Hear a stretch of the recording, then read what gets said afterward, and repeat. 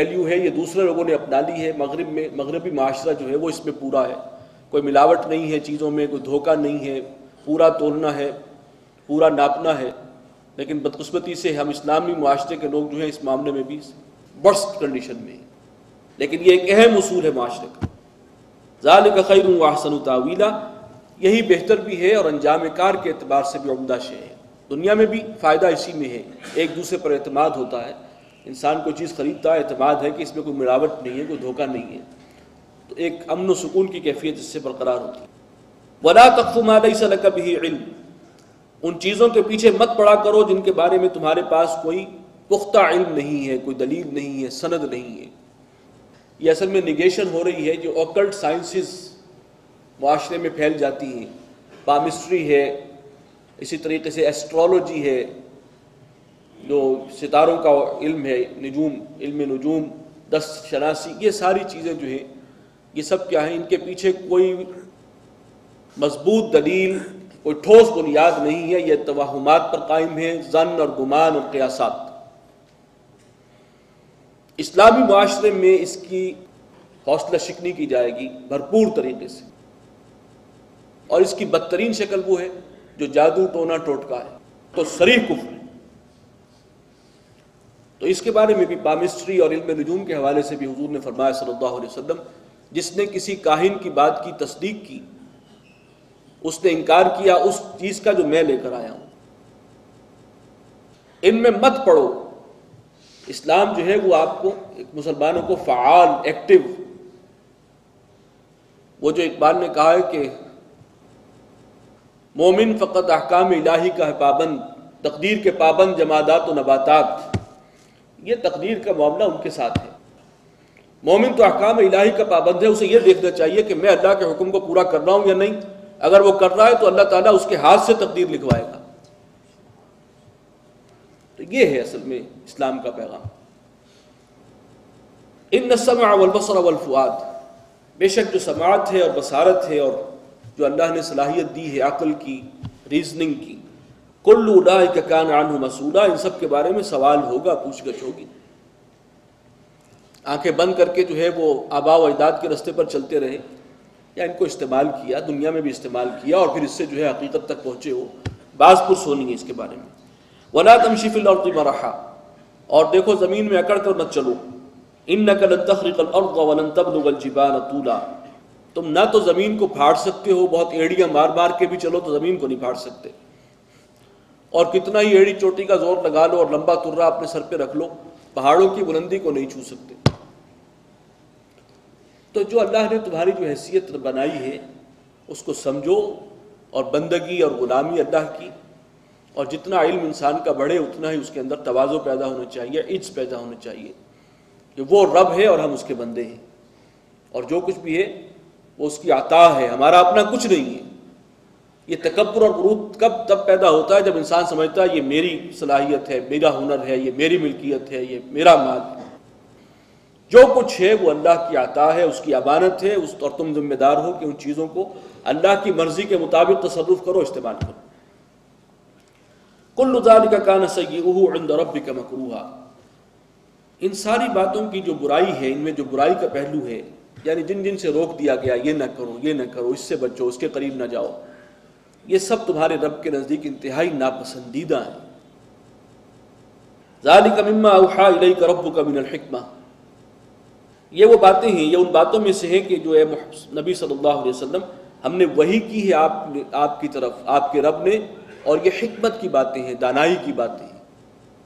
یہ معاشرے کے جو اصول دیے ہیں یہ اللہ تعالیٰ ہی دے سکتا ہے, اور اس میں جو خیر ہے, جو انسان کے لیے عافیت ہے, جو برکتیں ہیں, وہ کوئی نہیں جان سکتا.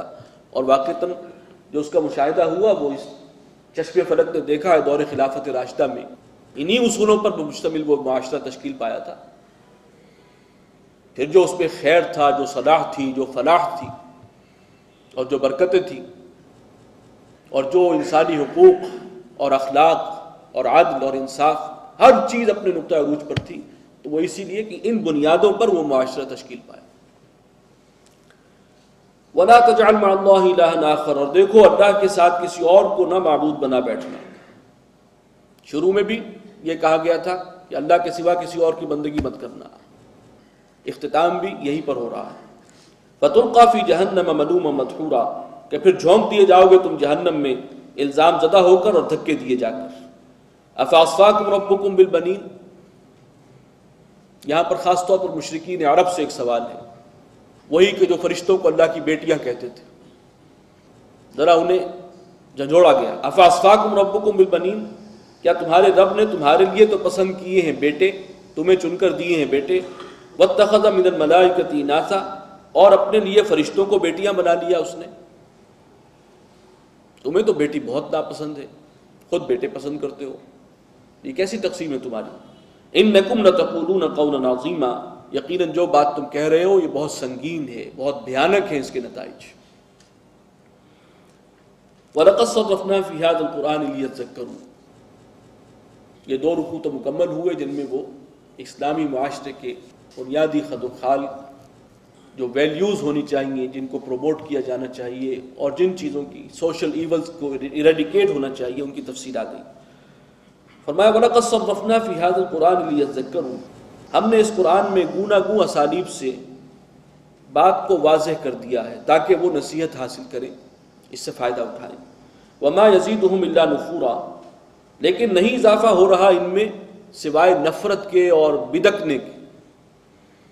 یہ چونکہ اب ضد آ چکے ہیں، ضد اور ہٹ دھرمی میں مبتلا ہیں یہ قریش مکہ اور سرداران قریش، تو جو چیزیں ہم اتارتے ہیں اور جتنی اور باتیں آتی ہیں قرآن میں حکمت کی، اس سے ان کے ضد میں اضافہ ہو رہا ہے۔